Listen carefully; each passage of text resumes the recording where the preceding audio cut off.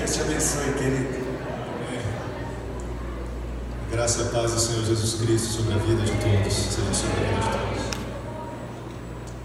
Bom é estar neste lugar. É a casa do Senhor. O Espírito de Deus está presente no nosso meio de uma maneira que a gente não precisa nem falar, não é verdade, irmãos? A graça do Senhor, como a gente cantou, eu quero ficar nesse lugar. Pois não. Ele diz perdão. Crianças de 4 a 10 anos com a tia Casey, tudo do tamanho dela, para subir lá. Subam lá, crianças de 4 a 10 anos, essa escolinha voltou. E vão lá ter um culto abençoado na idade deles. Amém. Maravilha. Como o pastor Nelson falou, nós tivemos aqui esse sábado. Quero dar parabéns mais uma vez ao grupo de líderes. Vocês não somente corajosos foram, mas resistentes, né? Eu sei que foi muita coisa, mas que vocês estejam guardando e colocando em prática aquilo que puder lembrar, aquilo que você anotou. E como eu falei, ano passado foi um ano que eu tive orando e dizendo: Senhor, abre as portas, porque eu sei que o Senhor tem tido misericórdia e graça da minha vida. Alguma coisa eu tenho escutado da tua parte. E esse ano tem sido um ano de portas abertas justamente para poder compartilhar. Não sei nada, não posso nada, mas nós temos um Deus que pode fazer as coisas e chama todos nós para nós frutificarmos. Então agradeço muito a oportunidade, pastor Nelson, e a paciência dos irmãos por nós termos estado juntos. E talvez no futuro tenha outras oportunidades. Eu estimulo você a sempre estar buscando crescer, conhecer cada vez mais. Obrigado, querido. Se a projeção puder colocar a mensagem para a gente iniciar, se puder, os irmãos da projeção, e se puder colocar, graças a Deus. Hoje nós vamos tratar de um tema que é até a porta abrir. Nós temos muitas atividades na nossa fé cristã e hoje nós vamos tratar sobre uma delas, que é a oração. Antes de nós especificamente falarmos, eu falei acho que para os irmãos não sei se está conectado aí, não está avançando. Se puder dar um clique ou liberar, tem alguma coisa travando aqui. Então vou pedir para o irmão me ajudar, pode ir passando.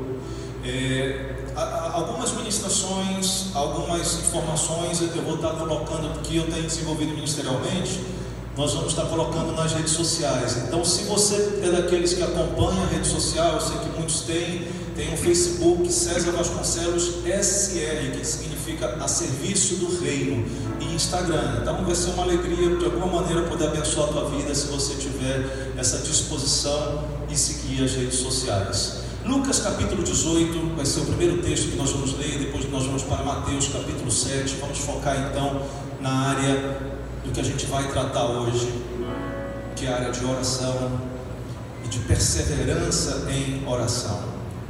Se você tiver sua Bíblia, se prepare aí para abrir. Vamos ler juntos então. Diz assim: disse-lhe Jesus uma parábola sobre o dever de orar sempre e nunca esmorecer. Havia em uma certa cidade um juiz que não temia Deus, nem respeitava homem algum. Havia também naquela mesma cidade uma viúva que vinha ter com ele, dizendo: julga a minha causa contra o meu adversário.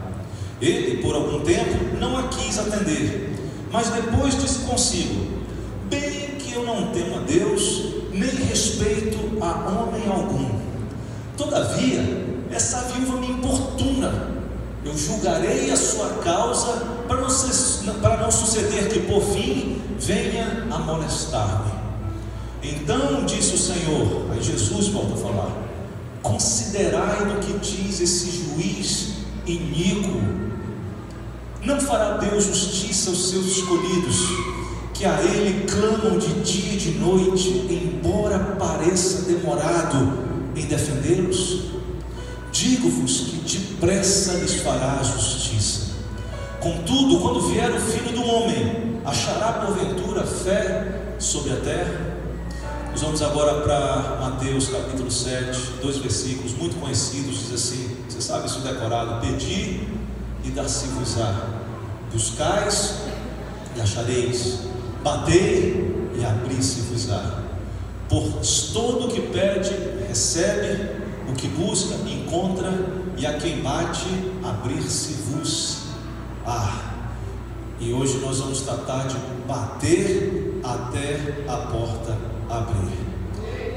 Irmãos, Jesus no seu ministério, ele ensinava por parábolas. Parábolas é um recurso que alguém tem para ensinar algumas pessoas. A parábola é uma história contada que traz em si um valor moral. É parecida com as fábulas que era escrita na antiguidade por escritores como Esopo, que foi um grego, que contou, por exemplo, aquela história das raposa e das uvas. Lembra? Que a raposa olhou, mas como não conseguia acessar as uvas, ela disse: essas uvas estão verdes, né? Significa que muitas vezes aquilo que a gente não consegue ter, a gente tenta desprezar para compensar a ausência. Quando eu estava estudando lá nos Estados Unidos e a gente foi tratar na área de Novo Testamento, o professor falou que as parábolas, dentro da realidade de Israel, dentro da realidade de Judá, sempre elas traziam uma mensagem única, muito clara, muito direta. Numa parábola você não vai ter 15 lições ao mesmo tempo sendo ensinadas. A parábola era contada, era uma história que te dava uma lição específica.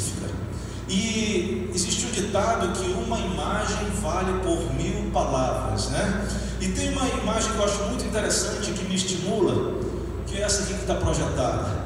Porque a mensagem que Jesus nos coloca no começo, logo explicando o que ele vai contar, ele explica a piada antes de contar a piada. Quando ele vai contar essa parábola, ele fala justamente da importância de orar sem esmorecer. Eu fico pensando nos propósitos que Deus tem para a gente, nos planos que Deus tem para a gente, e que da parte de Deus tudo foi feito para que esses planos possam se cumprir. Deus já preparou tudo, os recursos, mas Deus tem o seu tempo, e a nós cabe sermos perseverantes até o tempo que aquilo que Ele planejou se concretize totalmente. Mas olha essa imagem, não fala com você? Quantas vezes, irmãos, em diferentes áreas da nossa vida, a gente fica a centímetros, minutos, pouca distância de alcançar alguma coisa, seja inclusive perder os 7 quilos ao longo de um ano. Às vezes você está perto, só falta 7 quilos. Mas a falta de perseverança, a desistência, ela se torna um elemento que nos impede de desfrutar os tesouros que, no nosso ponto de vista espiritual, Deus já tem reservado para cada um de nós. Falta pouco, enquanto a atitude certa deveria ser ir com gana, com disposição, até que a gente consiga realmente experimentar aquilo que Deus tem para a gente. Uma das nossas disciplinas espirituais é justamente a oração. É uma coisa tão básica que a gente não precisa nem explicar, mas talvez esteja alguém vindo pela primeira vez hoje aqui na igreja. E oração nada mais é do que a gente interagir com Deus, nós entrarmos em contato com Deus, seja através de palavras que nós falamos, ou palavras que nós pensamos dentro da nossa mente. Isso pode acontecer na nossa vida privada, no momento que você está sozinho e você se comunica com Deus, ou no momento como esse precioso que nós estamos aqui invocando a Deus, falando com Ele. Existem diferentes níveis ou diferentes momentos, dimensões na nossa vida de oração. Parte da nossa vida de oração é o lado da devoção a Deus, da adoração e da reverência a Deus. E nós falamos as nossas palavras para expressar justamente como nós nos devotamos a Deus, como nós reverenciamos, adoramos e louvamos a Ele. Nesse processo de devoção, você também, na tua oração, você tem comunhão com Ele. Porque oração é uma conversa. Todos nós temos amigos, aqui são tantos casais, você vive em relacionamentos, e a maneira de você estabelecer, fortalecer e tornar efetivos esses relacionamentos é através da comunicação, é através de poder compartilhar as coisas, e assim também é com Deus. Vocês contam piadas para Deus? Vocês acham graça, né, quando estão tratando com Ele? Nós precisamos desenvolver, através da oração, esse nível de comunhão e de relacionamento, no qual a gente se torna íntimo. Porque eu não sei se você já percebeu o que acontecia com os fariseus daquela época de Jesus. Quem eram os fariseus? Eles eram os melhores religiosos que haviam. Eles eram as pessoas que eram reconhecidas como os melhores religiosos, os melhores crentes daquela época. Hoje nós estamos acostumados com a versão que Jesus dá dos fariseus, porque Jesus conhecia o interior deles. Mas para quem via de fora, eles eram os melhores. E eles gostavam de orar em público, né? Eles se promoviam pessoalmente através da própria oração. E eu vejo que muitas vezes, existem alguns lugares, as pessoas mudam quem são na hora de orar. Você já viu isso? Eu sou assim, aí tudo bom, beleza, falo no nome. Quando eu vou falar com Deus, amantíssimo e reverentíssimo, soberano, máximo do universo. Você tem até que puxar um dicionário para entender o que a pessoa está falando. Você está entendendo? Mas a oração é uma comunhão assim normal.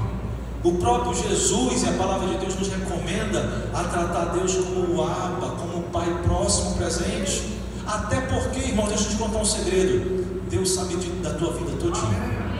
Eu posso estar aqui, né? Você pode dizer, poxa, esse irmão aí é legal e tal, mas Deus conhece toda a minha vida. Nós não temos segredos, todas as coisas estão patentes aos olhos de Deus, que tudo criou. E por isso, quando a gente chegar na oração, a gente tem que chegar nesse sentido de dizer, Deus isso, Deus aquilo, reclame, coloque as coisas diante de Deus, porque Ele conhece, Ele sabe, e Ele quer que você desenvolva, construa essa relação de comunhão com Ele.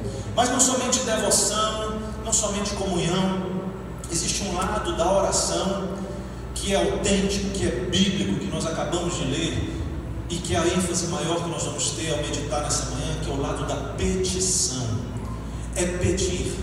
A nossa vida não tem que estar baseada, a nossa vida com Deus não tem que estar baseada somente nas coisas que nós podemos receber dele. Eu não sei até se eu mencionei em outros momentos que eu tive a oportunidade de estar aqui, a diferença entre a esposa e a criança quando o marido chega de uma viagem longa, né? Eu me lembro que o meu avô, ele era um pastor que viajava muito, nós nunca moramos na mesma cidade. Quando ele chegava para nos visitar, ele morava em Manaus, naquela época antiga, a Zona Franca, que tinha melhores coisas. Eu sabia que ele trazia presente para mim, e eu ficava na expectativa, o que ele vai trazer para mim. Já minha mãe não estava preocupada em receber nada, ela só queria saber de ter o pai próximo dela. E isso quer dizer que a gente não tem que ficar só esperando os presentes de Deus, mas nós vamos ver nessa manhã que o Deus que é o nosso Pai, Ele também tem coisas que Ele quer nos dar, e parte disso acontece quando nós tomamos uma atitude de pedir a Deus, de bater na porta até que a porta se abre.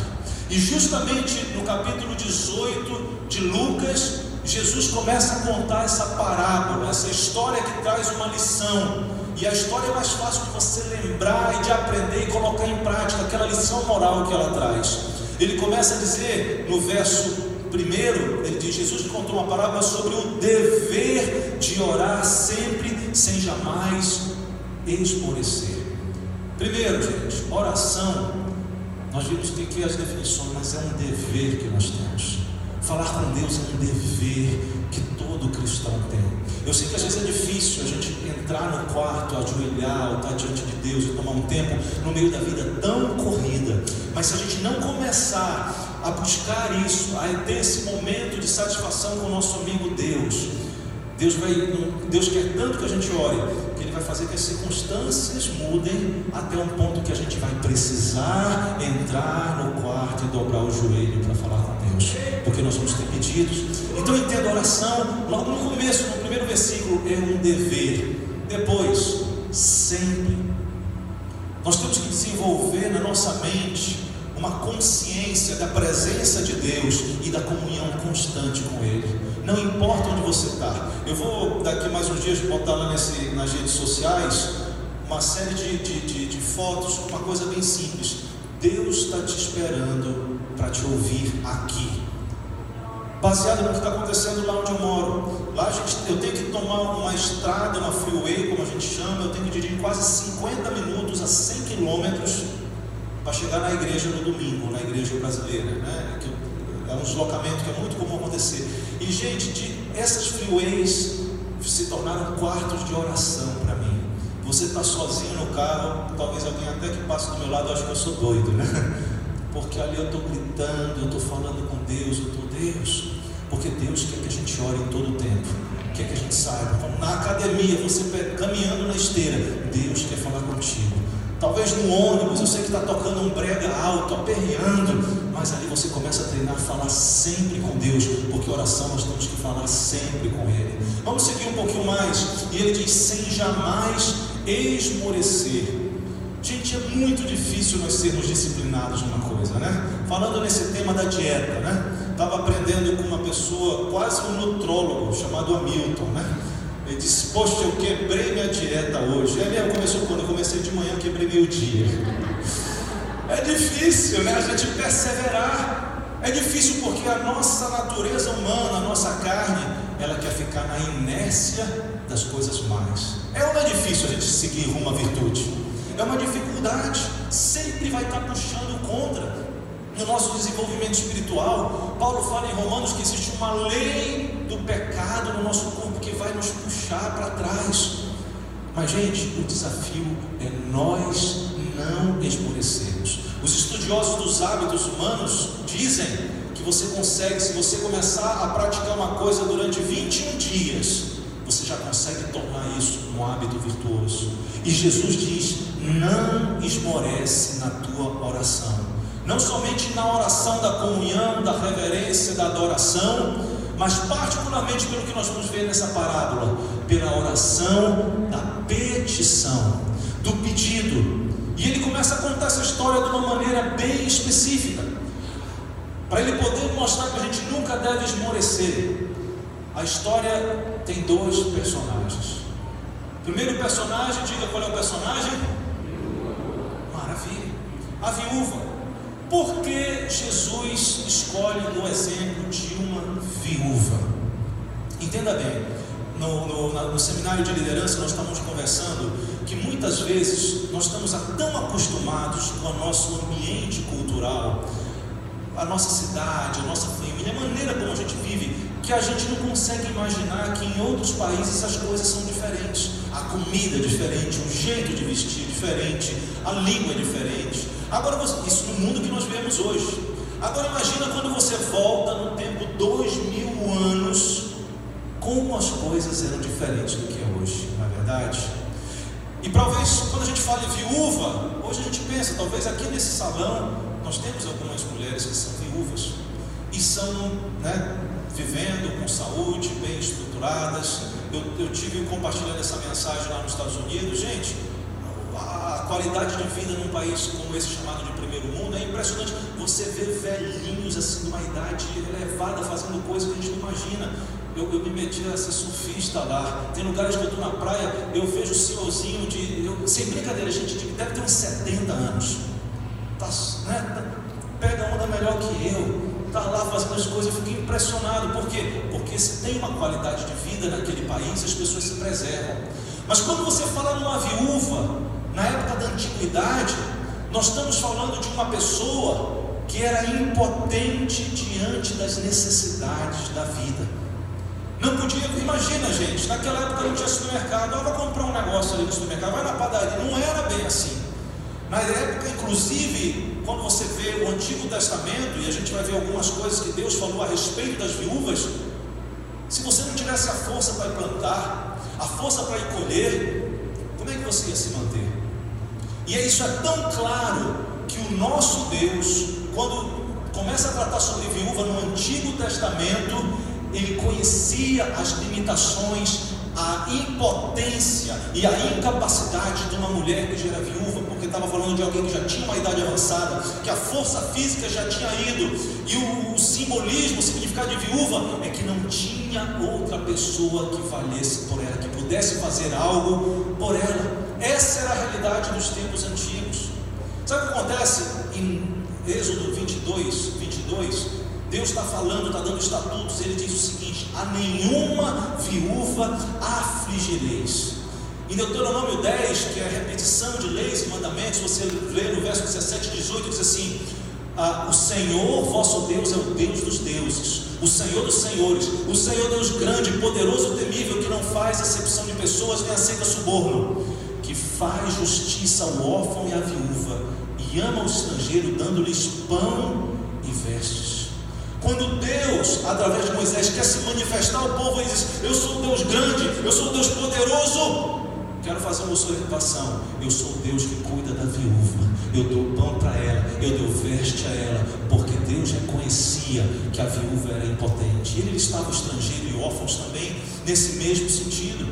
Deuteronômio 14 e depois Deuteronômio 26, existem indicações sobre as pessoas que estavam na sua vida produtiva, que tinham agricultura, que plantavam e colhiam. Eles tinham um dízimo. A cada 3 anos eles tiravam daquela produção um dízimo dos dízimos. E sabe o que diz? Que esse dízimo dos dízimos ia ficar disponível para algum critério de pessoas. E uma dessas pessoas que é mencionada, quem era? Era a viúva. A viúva podia acessar o dízimo, 10% de tudo que aquele homem plantou no 3º ano, ia estar disponível.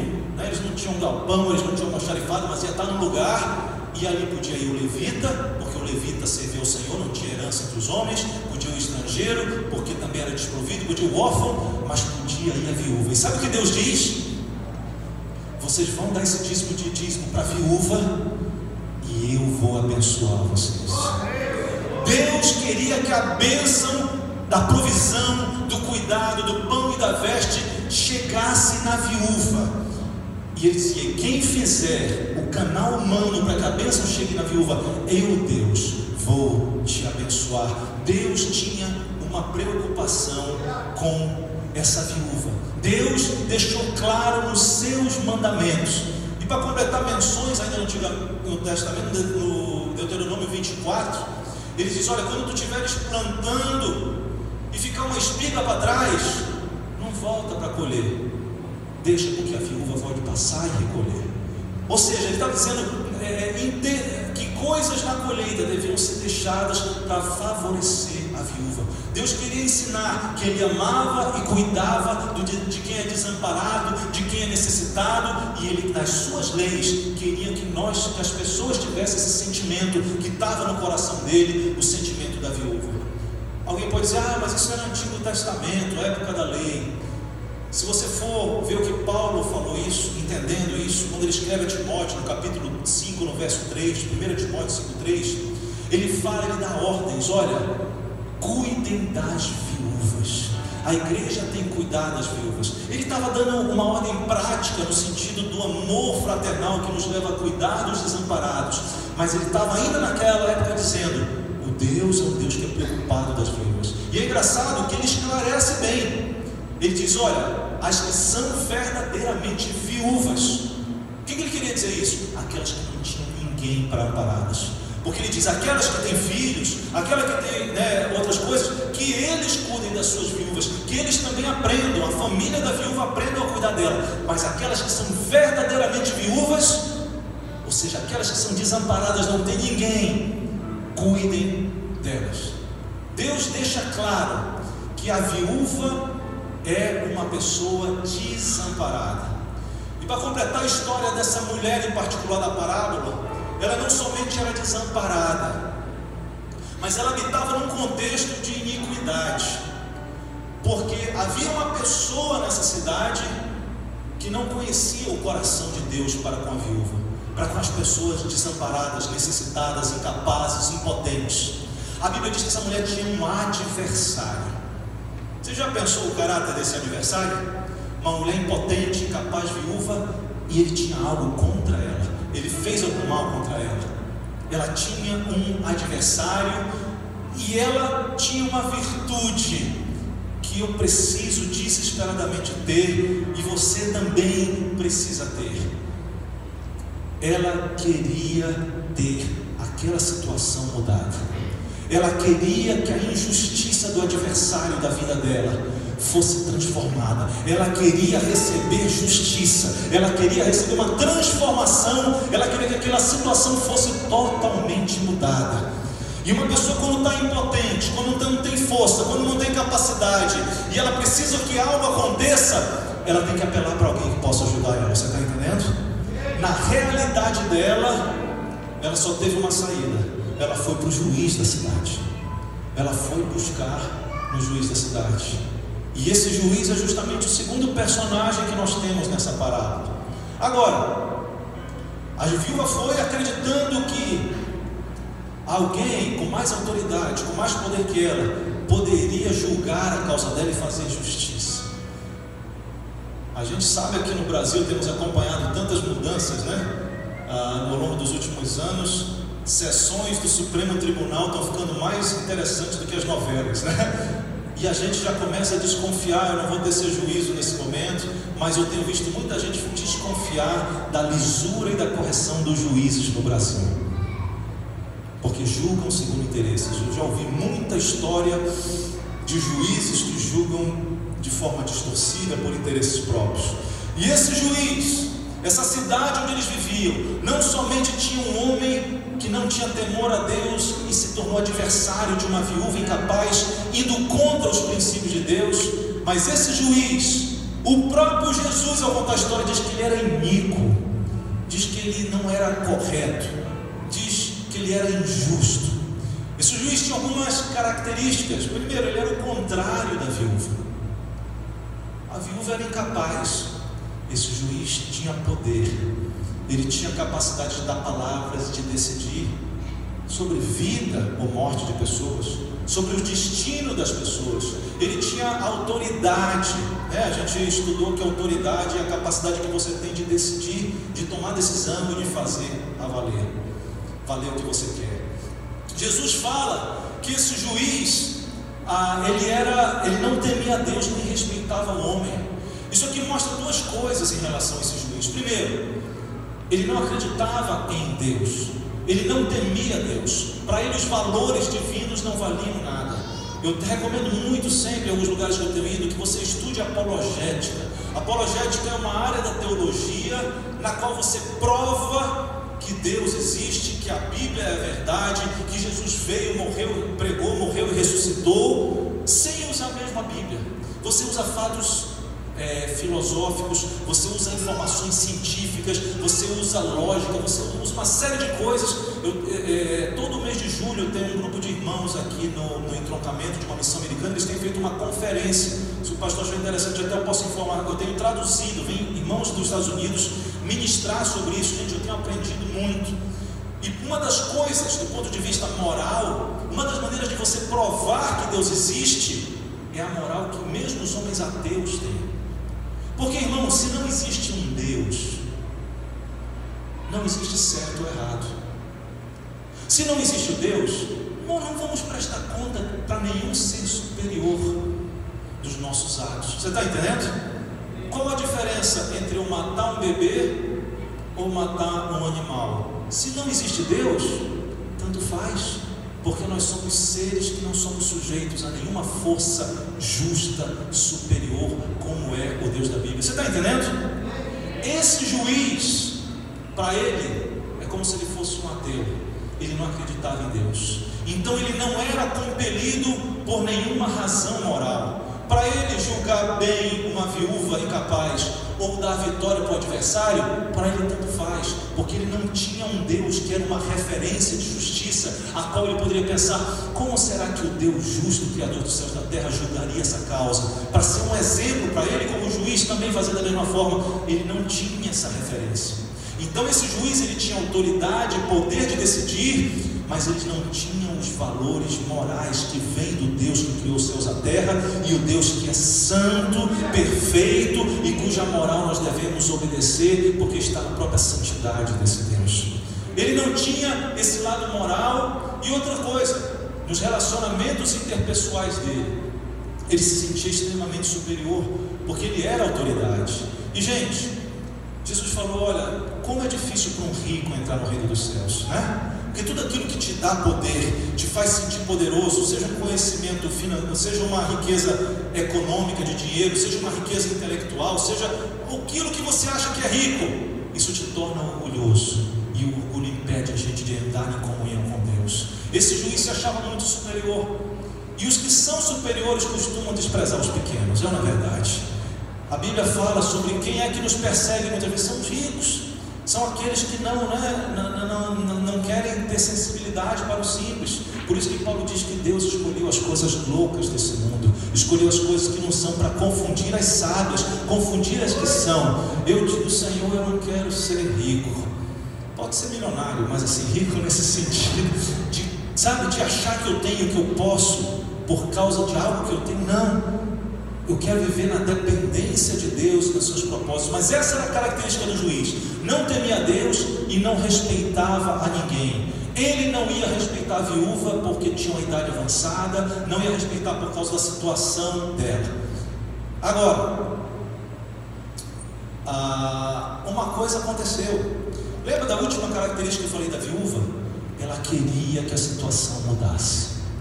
Ela queria que a situação mudasse. E ela fez algo simples. Ela simplesmente foi perseverante. Todo o tempo ela ia atrás do juiz. No verso 3, ela ia e ela tinha uma frase simples: faz-me justiça contra o meu adversário. Segunda-feira, quem é que está aí? A viúva. O que ela quer? Faz-me justiça contra o meu adversário. Diz para voltar à tarde.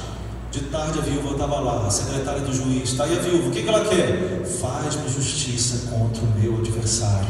Terça-feira de manhã, faz-me justiça contra o meu adversário. Quarta-feira de manhã, faz-me justiça contra o meu adversário. Quinta-feira de manhã, de tarde, sexta, sábado, domingo, faz-me justiça contra o meu adversário. Gente, a Bíblia fala da goteira, como nos agonia, né? Mulher rixosa é como uma goteira que fica ali incomodando, pingando. Irmãos, a repetição das coisas começa a causar tédio na gente, é ou não é verdade? Todo tempo uma coisa se repetindo começa a causar tédio.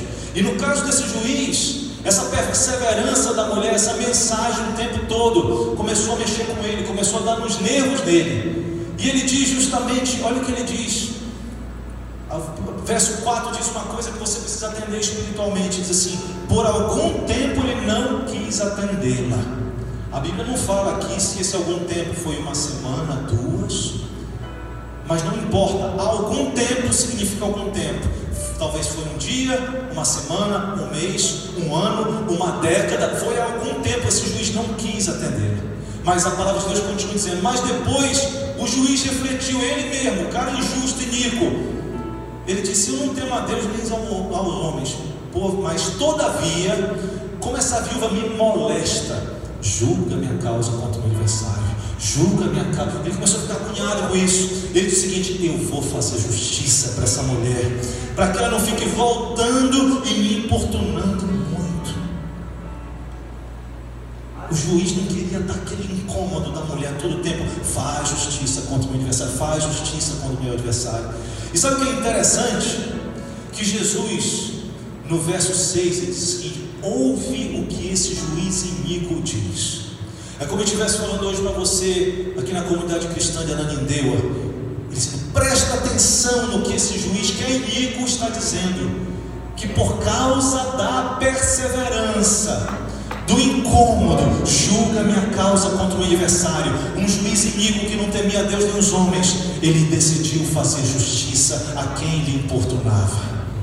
A perseverança, Jesus nos ensina, mesmo no mundo natural, ela consegue ter sucesso, ela consegue reverter as situações. E a mesma perseverança é poderosa, é uma virtude necessária para revertermos situações que estão colocadas diante de Deus e que inclusive estão nos propósitos de Deus. Deixa eu te falar uma coisa. A verdade, irmãos, é que nós, ao longo da nossa vida, em diferentes circunstâncias, nós estamos numa posição igual à daquela viúva. É uma verdade. Não conheço você pessoalmente, mas se você já tem mais de 12, 13 anos, certamente você já passou por dificuldades na vida. E algumas dessas dificuldades chegam de uma forma de impossibilidade. Impossibilidade. Da mesma maneira como a viúva não tinha força, não tinha recurso, não tinha capacidade de resolver a situação que estava acontecendo com ela. Vai chegar momentos na vida que você e eu, nós vamos estar na mesma situação. A nossa força, tudo que aqui a gente tem, não vai ser suficiente para resolver a situação. E além disso, nós vamos ter adversários contra a gente. E é muito claro como a Bíblia nos apresenta que Satanás é nosso adversário, e ele tem diferentes maneiras de tentar se levantar e mostrar que ele é nosso inimigo em situações como essa, de impossibilidade. Agora Jesus já começou dizendo: olha, eu vou contar uma história para vocês entenderem como é importante o dever de orar, de pedir sem esmorecer, sem desistir. E como ele diz em Mateus capítulo 7, pede e vai ser dado, busca e vai encontrar, bate que a porta vai se abrir. É isso que acontece, essa é a palavra do Senhor Jesus. E quando ele continua aqui nessa parábola, nós já vamos chegando perto de concluir, diz da seguinte forma: Jesus diz: olha, ouve o que esse juiz iníquo diz. E no verso 7 ele começa a revelar algumas coisas importantes. Ele diz: vocês ouviram o que o juiz disse? Como esse juiz revelou que a perseverança, a constância em pedir dá resultado, move uma decisão.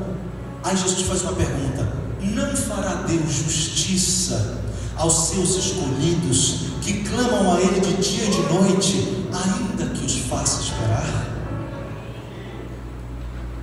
Jesus pergunta: será que Deus não vai fazer justiça?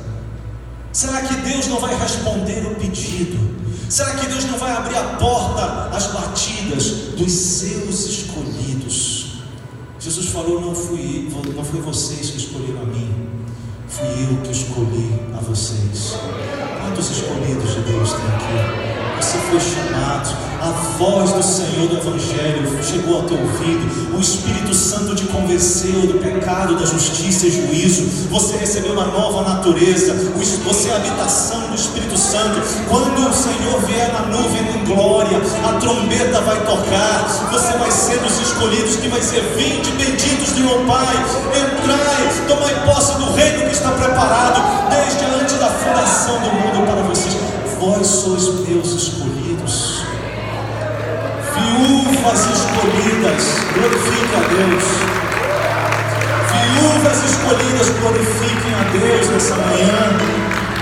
Porque será que Deus não vai fazer justiça aos seus escolhidos? Mas só ser escolhidos, Jesus adiciona algo mais. Ele diz que clamam dia e noite. Guarda esse verso 7, que clamam a Ele de dia e de noite. Irmãos, a palavra no grego, que é traduzida para clamar, não é um pedidozinho assim, tímido. Não é dizer: me dá. Oh, tu não quer me dar? Que tal me dar? Não é nada disso. Essa palavra no grego significa gritar, significa chorar com uma voz alta e forte, significa implorar por ajuda. Irmãos, a viúva, ela tinha uma causa que ela não conseguia resolver, e era uma causa que era preciosa para ela, era alguma coisa que era importante demais a ela, não era uma coisa à toa, não era uma coisa que dava para deixar passar. E Jesus está dizendo: olha, escolhidos, se vocês têm essas causas que são tão profundas, você tem que ter perseverança em pedir, mas você vai gritar, você vai chorar, você vai implorar, porque é dessa maneira que se pede para Deus. Você vai pedir, você vai bater, você vai buscar. E Jesus fala: será que Deus não vai ouvir? Será que Deus não vai te fazer justiça? E aqui é importante, eu quero fazer uma observação, que nessas horas de pedir, você tem que pedir coisas que são coerentes, né? Não adianta, não faz sentido você orar e pedir coisas que não vão glorificar. Ah, Senhor, eu clamo, faz o Remo voltar para a segunda divisão. Vai, irmão, pelo amor de Deus. Irmão, isso aqui, os pregadores, macete de como estragar uma pregação. Fala de time de futebol e de política, começa.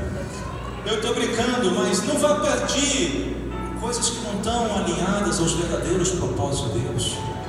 Não vá pedir coisas que estão desalinhadas ao que está registrado na Bíblia. Senhor, mata minha mulher, mata o meu marido, meu pai, e depressa eu clamo. Deus vai responder esse tipo de coisa? Não. Deus vai te responder coisas que estão alinhadas à palavra dele. E o nosso clamor tem que estar alinhado aos pedidos que Deus vai colocar no nosso coração. Você vai entender um pouquinho mais para a gente terminar daqui a pouquinho. Nós temos que clamar por coisas, por justiça que está alinhada à justiça de Deus. Orar, como o pastor Anderson estava falando, pela nossa família, os que ainda não são salvos. Esse é um pedido para você clamar, para você orar. Eu não vou ter tempo, uma outra oportunidade, eu vou te dar o testemunho sobre o meu pai, do que aconteceu com meu pai. Anos e anos nós oramos sobre a vida dele, o que aconteceu, como Deus fez. Orar pela mudança do nosso bairro, da nossa cidade, desse lugar. Orar para que essa igreja se encha de pessoas, porque esse é o desejo, que a justiça de Deus salve vidas que estão presas sob o império do Rei das Trevas. Orar, chorar, Deus muda Nanindeua, Deus enche esse lugar, não só da tua presença, mas de vidas que venham te receber, que venham fazer a tua obra. Orar pelas coisas que estão alinhadas com os propósitos de Deus. Chorar e pedir de uma maneira que o Senhor abra, que o Senhor possa fazer essas coisas, que Ele complete. E Deus, Ele quer abrir a porta, Ele pode abrir a porta, mas nós temos que ter essa atitude de bater até que ela se abra. Deixa eu te falar mais uma coisa ainda sobre esse versículo, que é o versículo 7. Ele diz que clamam a Ele de dia e de noite, que gritam o tempo todo. E gente, nas minhas orações eu tenho dito, eu olho para fora, para a janela, eu digo tá dia, eu digo Deus é dia, tu diz que eu tenho que orar. Tem coisas, irmãos, propósitos que eu estava ficando com vergonha de pedir para Deus. Mas aí eu li esse versículo, eu digo, Deus, tu diz que eu tenho que pedir de dia e de noite. Eu olho para assim, tá dia? É antes das 6 da tarde, tá dia, eu vou pedir. Passou das 6 da tarde, Deus é noite, eu vou continuar pedindo. Eu vou seguir pedindo, eu vou continuar pedindo. Escolhidos que clamam de dia e de noite. Mas olha só, a parte final é interessante. Jesus nos diz, ainda que os faça esperar. O juiz iníquo esperou um certo tempo. Eu quero dizer, o nosso Deus não é um juiz iníquo, mas Ele é um soberano que conhece todas as coisas. E nesse processo de Ele conhecer todas as coisas, Ele tem um tempo para todas as coisas acontecerem. E talvez Deus vai te fazer esperar. Vocês lembram da primeira imagem que a gente viu? Você não pode parar de bater quando estiver faltando 1 centímetro de oração para Deus abrir a porta do céu. Nós temos que continuar batendo até que a porta se abra, porque essa é a vontade do nosso Deus. Queridos, quando Deus coloca um propósito desse, as viúvas diziam, julga a minha causa, eu quero justiça. O nosso Deus é um Deus justo, e por causa disso Ele tem uma maneira de trabalhar. Ele levanta pessoas para orarem por propósitos que são dele, e você entra numa parceria com Deus. E a tua oração, quando você chega no tempo, quando Ele te faz esperar um tempinho até o tempo certo, sabe o que Jesus disse? Ele vai te fazer justiça rapidamente. O verso 8 diz, digo-vos que depressa lhes fará justiça. A palavra depressa aqui, entenda, não quer dizer que você orou agora, Ele depressa vai correndo e já responde. Não. Quer dizer que no momento que Ele determinar a ordem de mudança, o milagre vai acontecer. Ele vai te fazer esperar um tempo, eu não sei quanto tempo, você vai continuar orando, mas quando sair a palavra do trono de Deus, naquele momento, Acabou. A justiça vai vir. Deus vai liberar os anjos. Deus vai fazer um milagre. Deus vai trazer a cura. Deus vai gerar a salvação, a transformação. Vai te dar a vitória financeira. Aquilo que Ele tem está determinado. E nós vamos concluir só mencionando 3 exemplos que têm me marcado muito e que eu até acho que não copiei como deveria, mas de qualquer forma vou mencionar 3 exemplos. Primeiro exemplo, do rei Ezequias, 2 Reis, capítulo 20, se eu não me engano. Deixa eu ver se está no outro aqui. 2 Reis, capítulo 20, eu creio que é isso. O rei Ezequias, a palavra de Deus diz que o profeta Isaías foi até ele com uma mensagem de Deus. Ele diz: ei, bota a tua casa em ordem, porque toda essa enfermidade tu vais morrer. Isaías sai da presença do rei, e o rei Ezequias, ele se sente como uma viúva. A Bíblia diz que ele vira o rosto para a parede e ele ora. E ele chora profundamente, intensamente, como a Bíblia diz que nós devemos clamar a Deus. E ele diz: Deus, lembra-te que eu andei em integridade diante da tua presença. Lembra-te. E sabe o que acontece? A Bíblia diz que Deus ouve a oração de Ezequias e Deus vê as lágrimas de Ezequias. Isaías ainda estava no átrio, saindo do palácio. Deus fala com o profeta Isaías: volta lá com Ezequias. Diz para ele que eu ouvi a oração dele, eu ouvi as lágrimas dele. Eu estou mudando a sorte dele, eu vou dar mais 15 anos de vida a ele. E diz para ele fazer uma prova, pergunta o que ele quer que eu faça para provar que eu vou fazer isso. E o profeta volta com a mensagem na mesma hora. O tempo que Deus fez Ezequias esperar foi curtinho. Eu não sei vocês, mas eu tenho orado: Deus me ensina a orar e a chorar como Ezequias, para que a palavra seja liberada rapidamente. Mas existem outros casos na Bíblia que o tempo foi diferente. Existe um que é simbólico.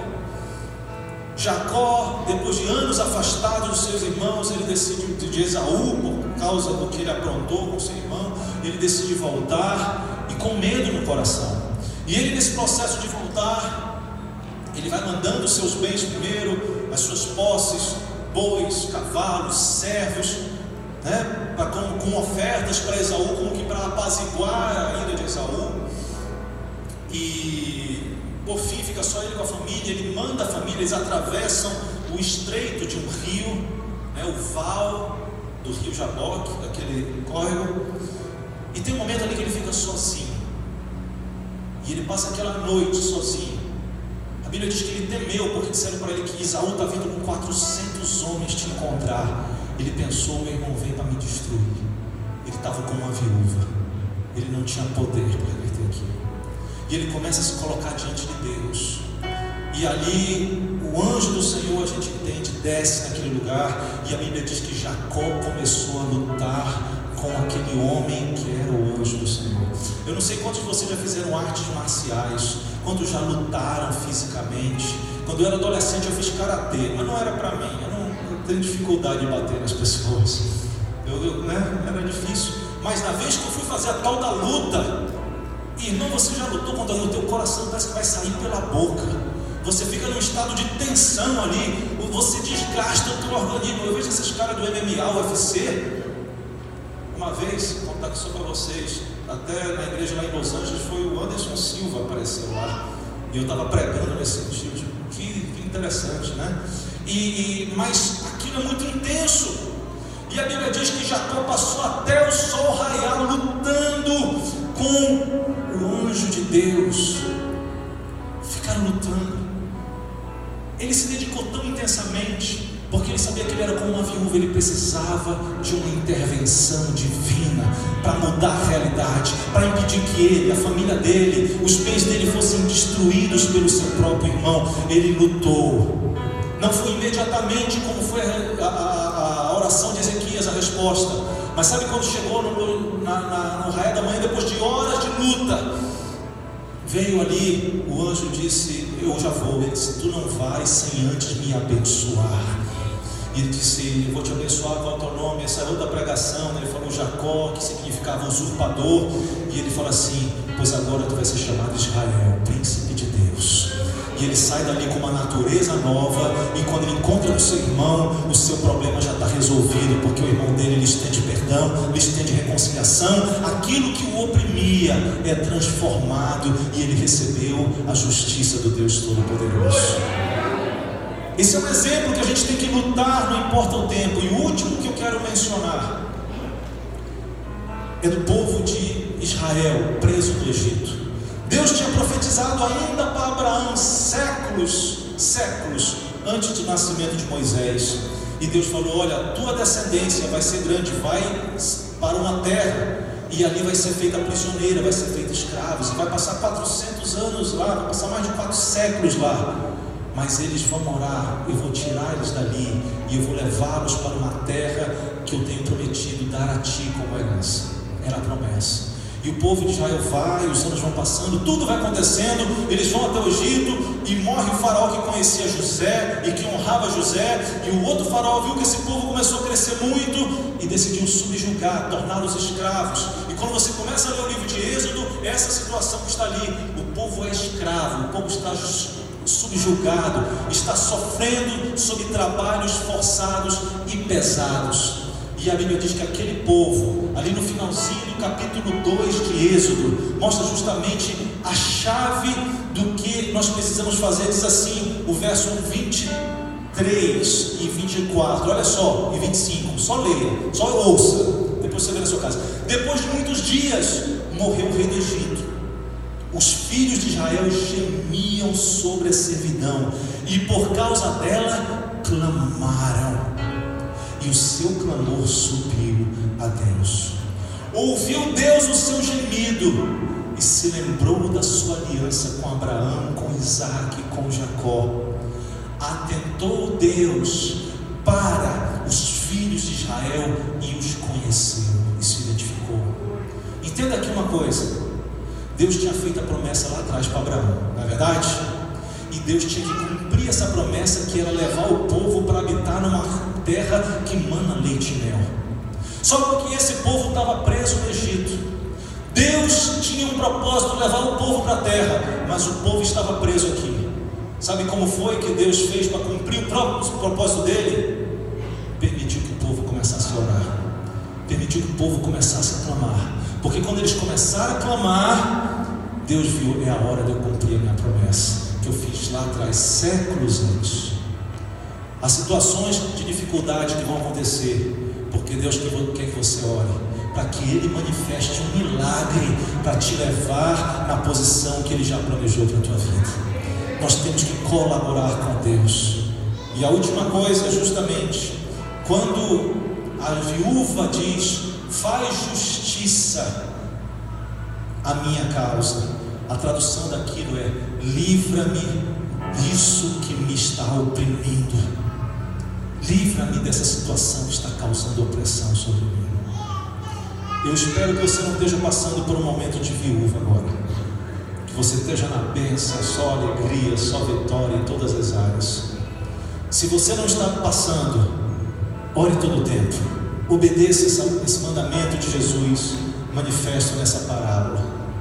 Mas se você está passando num momento de viúva, que existe uma causa, que é algo que te oprime, algo que te dificulta, hoje Deus está falando contigo: não pare de orar. Se tiver de dia, ore, peça. Se tiver de noite, ore, peça. Bata na porta até a porta abrir, ainda que Deus te faça esperar. Deus está no controle das coisas, por mais que seja difícil, e nós vamos orar até que venha o momento da resposta. Quantos recebem no seu coração essa palavra? Eu vou te convidar, se nós temos ainda 2 minutos, para nós orarmos. O pastor pode vir já. Coloque a sua vida diante de Deus. Você que talvez hoje tenha uma causa, você que talvez tenha uma dificuldade, seja o crescimento da igreja, seja a salvação de algum membro da tua família, coloca diante de Deus. Você aprendeu que a oração não é uma oração tímida, é dizer: meu Deus, é gritar, é chorar. O meu desejo é que a tua oração seja respondida como foi a do rei Ezequias. Mas talvez seja como a de Jacó, que levou mais tempo. Talvez seja como o de Israel, que levou muito tempo. Não importa. Nós servimos ao Deus que tem o poder de abrir a porta do céu. E nós vamos bater. Pai Santo, estamos aqui neste lugar como igreja, mãos levantadas, fé dirigida para Ti. E nós queremos nesse instante pedir que o Senhor esteja colocando na nossa vida essa virtude da oração perseverante, essa virtude de orarmos o tempo todo, orarmos, Senhor, com fé, com confiança que Tu vais responder. Que ainda que o nosso adversário esteja nos oprimindo, ainda que o nosso adversário esteja se levantando contra, Senhor, e ainda como foi lá no Egito, que as coisas pioraram muito, até que o povo conseguisse sair, nós cremos em Ti. E nessa noite nós vamos semear em oração, semear em lágrimas, porque aqueles que saem andando e chorando, semeando, vão voltar com alegria, trazendo resultado. E nessa manhã nós queremos dizer: eis-nos aqui. Nós vamos semear oração, nós vamos semear lágrimas, porque nós cremos num Deus que não é injusto, nós cremos num Deus que é fiel, um Deus que nos ama com amor eterno, que provou o seu amor. E nessa manhã nós nos entregamos nas Tuas mãos, seguimos em oração, seguimos confiantes em Ti, e Tu vais nos levar até o momento que a porta vai abrir, porque esse é Teu propósito. Te damos honra e glória, em nome de Jesus oramos. Amém.